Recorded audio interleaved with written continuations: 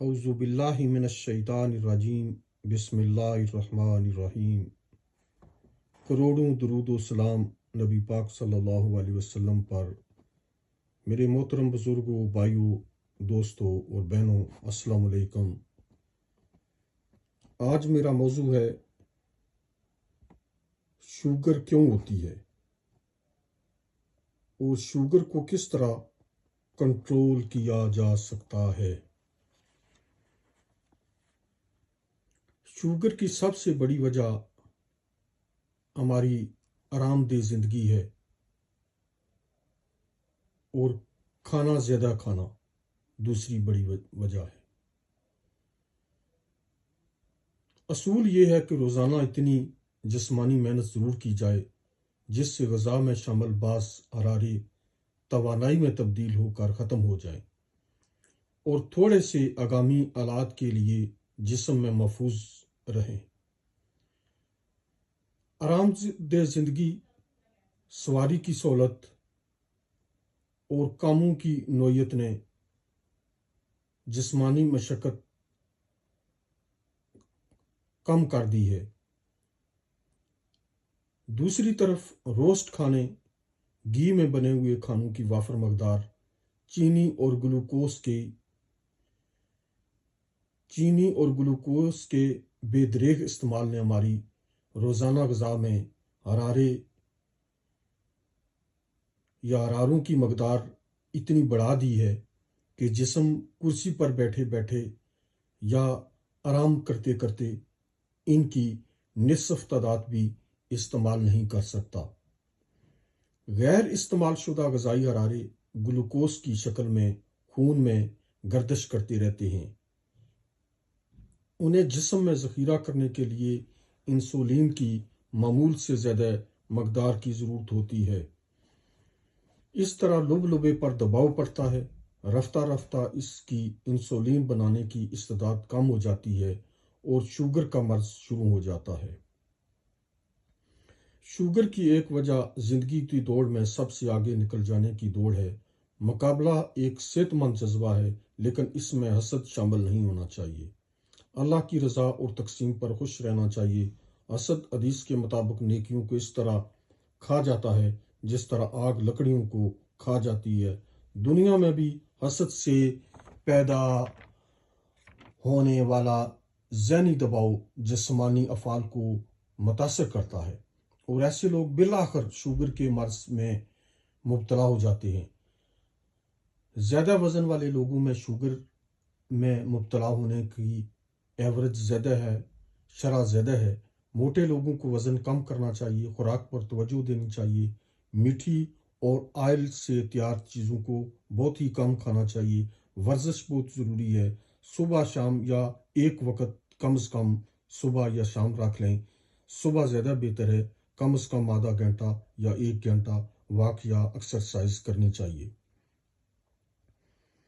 یہاں پر میں ایک بہت ہی ٹیکنیکل بات بتاتا چلوں کہ غذا میں ہم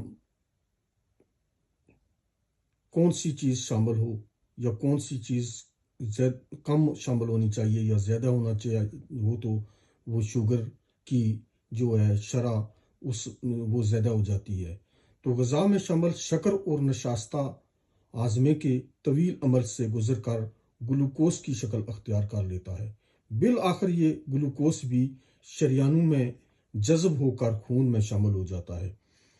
گلوکوز کا کچھ حصہ جسمانی ضروریات کے لیے آکسیجن کے ساتھ چلتا ہے اور توانائی فراہم کرتا ہے۔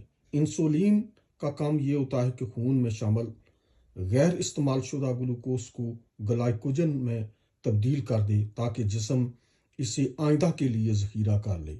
خرابی کی وجہ سے اگر لبا مناسب مقدار میں انسولین پیدا نہ کر سکے تو جسم خون میں موجود گلوکوز کو جگر میں محفوظ نہیں کر سکتا۔ تو نتیجہ یہ نکلتا ہے کہ خون میں شکر کی مقدار مقررہ حد سے تجاوز کر جاتی ہے اور خون اپنا تناسب برقرار رکھنے کے لیے مجبوراً اس زائد شکر کو پیشاب کے راستے جسم سے خارج کر دیتا ہے۔ یہاں میں بتاتا چلوں کہ جن لوگوں کو شوگر ہو تو ان کو یہ علامات ظاہر ہوتی ہیں: خون شکر کی زیادہ مقدار سے نجات حاصل کرنے کے لیے گردوں پر دباؤ ڈالتا ہے، اس لیے بار بار اور زیادہ مقدار میں چھوٹا پیشاب آتا ہے، قبض ہو جاتی ہے۔ چھوٹے پیشاب کے لیے مریض کو رات کے وقت کئی مرتبہ پیشاب کرنا پڑتا ہے، اٹھنا پڑتا ہے۔ پیشاب شکر کی وجہ سے گندلا اور زردی مائل ہو جاتا ہے۔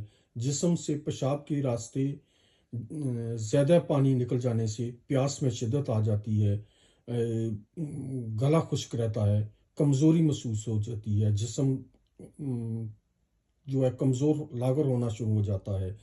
تو غذا کا زیادہ حصہ ہضم ہونے کے بعد چونکہ جسم میں محفوظ نہیں رہ سکتا اور پیشاب کے ذریعے خارج ہو جاتا ہے، تو اس سے لیے معمول سے زیادہ کھانے کے باوجود مریض کو بر وقت بھوک کا احساس رہتا ہے۔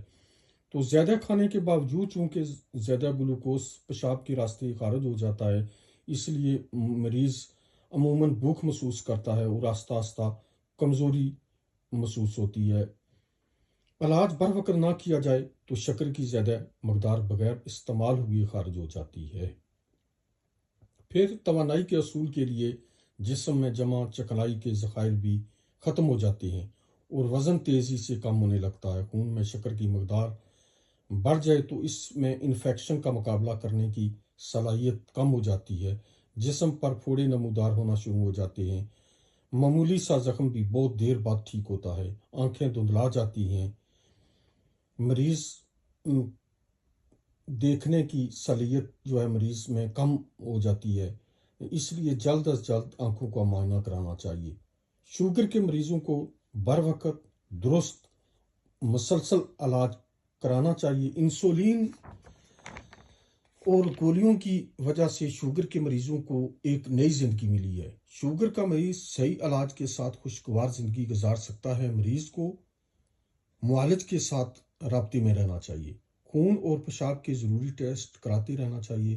اس طرح ڈاکٹر موضوع علاج تجویز کر سکے گا کہ انسولین کتنی لینی ہے یا ٹیبلٹ کتنی لینی ہے۔ ڈاکٹر کس مریض کے لیے کون سی انسولین موضوع ہے، اس کا فیصلہ وہ بہتر کر سکتا ہے۔ اگر ضرورت سے زیادہ انسولین لی جائے تو خون میں شکر کی مقدار مطلوبہ حد سے کم ہو سکتی ہے۔ اس صورت میں ایک دم کمزوری کا احساس ہوتا ہے، انگلیاں لرزنے لگتی ہیں، ٹھنڈا پسینہ آتا ہے، دل کی دھڑکن زوردار اور رفتار تیز ہو جاتی ہے اور جسم بہت ہی کمزوری محسوس ہوتی ہے۔ بعض اوقات آدمی ایسی پوزیشن بن جاتی ہے کہ گرنے کے قریب چلا جاتا ہے، بھوک غیر معمولی طور پر بڑھ جاتی ہے۔ اگر یہ صورتحال ہو تو کوئی میٹھی چیز، ایک چمچ شہد، جیم یا کسی میٹھے پھل کا رس پینے سے فوری طور پر مریض ٹھیک ہو جاتا ہے۔ دوران سفر بھی کوئی میٹھی چیز، گڑ وغیرہ یا اور جو بھی بہتر چیز ہے وہ آپ اپنے ساتھ رکھ سکتے ہیں۔ شوگر کے مریض کو پانی بھی ساتھ رکھنا چاہیے اور پانی ایک بار نہ پئیں بلکہ تھوڑا تھوڑا کر کے وقفے سے پینا چاہیے۔ اس سے پیشاب پر کنٹرول رہے گا، بار بار پیشاب نہیں آئے گا اور جسم کی بھی ضرورت بہتر طریقے سے انشاءاللہ پوری ہوتی رہے گی۔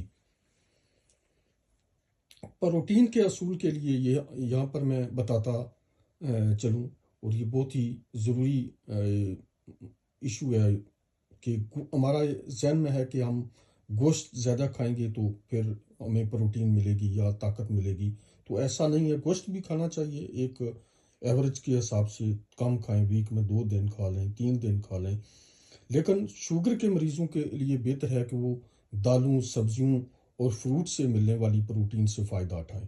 روزمرہ کی خوراک میں چکنائی، دودھ، دہی، انڈا مناسب مقدار میں ہونا چاہیے۔ اس میں مچھلی کا تیل استعمال کریں، سرسوں کا تیل ہے، سبز پتوں والی سبزیاں، گاجر، کدو، اناج، دالیں، پپیتا، ٹماٹر، آڑو، امرود، پھل جو ہے موسم کے لحاظ سے خوراک میں شامل کریں، لیکن کلیجی کولیسٹرول والے مریضوں کو بہت ہی کم کھانی چاہیے۔ بس متوازن غذا کھانی چاہیے۔ شوگر کے مریض کو آلو، سویٹ آلو یعنی شکرکندی، مٹر بہت ہی کم کھانے چاہیے، اس میں شوگر زیادہ ہوتی ہے۔